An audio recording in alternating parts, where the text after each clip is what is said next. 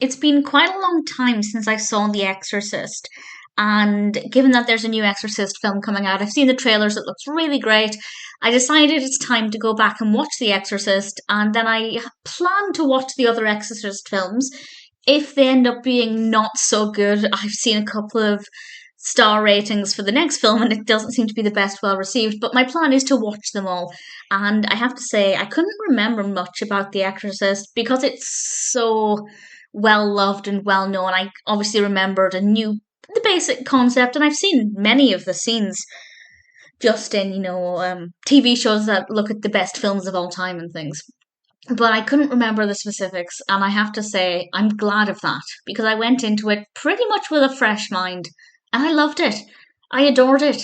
And it doesn't surprise me that it won quite a lot of awards. What did surprise me is that it won 2 Oscars, but it was also nominated, or Linda Blair was nominated for the Best Actress in a Supporting Role, and she didn't get it, and I'm genuinely really surprised by that.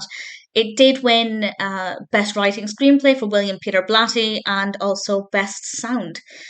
The film was directed by William Friedkin, and this was released originally in 1973, which I'm pleased about because I've not seen that many films from the 70s. Of all of the decades, from the 20s until today's 20s, the 70s is my biggest gap, and I now might have a favourite film from the 70s. Possibly.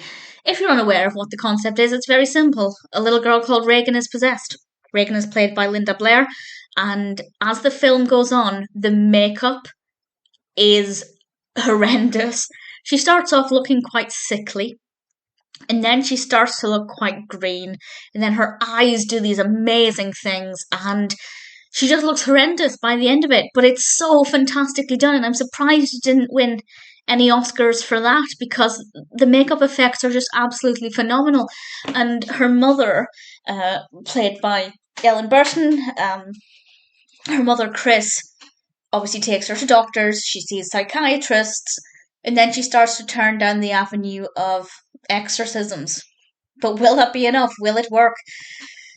I really enjoyed it. I don't want to say too much more about the specifics of the narrative because I thoroughly recommend it, but to be honest, that's about it. Not much else happens. It's more just about the escalation of Regan's condition.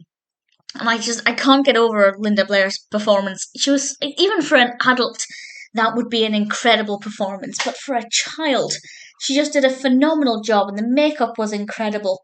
It did begin to slow down the narrative a little bit as we kind of go into the final third of the film. I feel like they could have ramped up the horror a little bit because I find that there were actually bits that were quite scary. Some bits that really took me by surprise. I might mention which bits in a moment.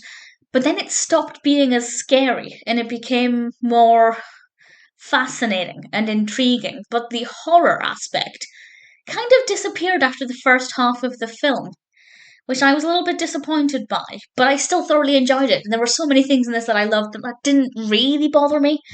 But it's just unusual that a horror film would get less scary as it goes on. Usually, the horror is ramped up, so you've had time to get used to it. But either way, I absolutely adored it. At no point did I question why this is so well loved.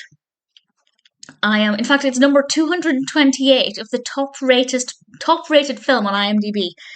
The top rated films of all time. So that's pretty incredible. Definitely recommend it. Looking forward to the next one, even though it doesn't seem to be the best well received, but I'm keen to see what they do with it. And obviously, really looking forward to seeing the new one. So I guess I'll mention the 2 horror bits that really took me by surprise. In fact, I think one of them was the last scary thing that happened. So these are, of course, spoiler. Well, one's a spoiler, but to be honest, you've probably seen it anyway, because it's one of the most iconic moments. But the first moment that really kind of took me by surprise is the first time when Regan's head kind of snaps around and she says something. I can't remember what she says. I can't even remember if she said it in her own voice. I think her voice might have become a bit gravelly by then, but it's the first time her head really snaps around because it was I hadn't expected it. I hadn't expected it so soon. So that was very well done. And the second bit, I mean, it's funny, but it's terrifying when it happens. And I imagine on the big screen it would have been. That's a lie. There are three scary things. I'll mention the other one in a moment. But the bit I wanted to mention now is when she was walking down the stairs backwards. It was just the speed of it. It was just incredible. And the look on her face and the blood. And it was just, it was so very well done. For me, that was the turning point. That was kind of the last scary thing. Everything after that remained fascinating. And as I said, the makeup and just incredible. Absolutely incredible. But actually, that's a lie. There is one other scary thing. And I can't remember exactly what they were doing. It was just before the exorcism, and it was quite quiet. There was kind of some chattery noises. They were listening to some tapes, I think, and then the phone rings, and the volume of the phone is much louder than anything else in that scene, and it made me jump, and I just thought that was very, very well done. Really thoroughly enjoyed it. Absolutely adored it. I don't know this for certain, but it could be my favourite film from the 70s. It's almost definitely my favourite film from 1973, but I would have to double check that. But either way, I may not have that many to go against because I haven't seen that many from the 70s, but I loved it. If you haven't seen it, or if you haven't seen it in a very long time, definitely check out The Exorcist. I'm currently very much looking forward to the next film and the films thereafter.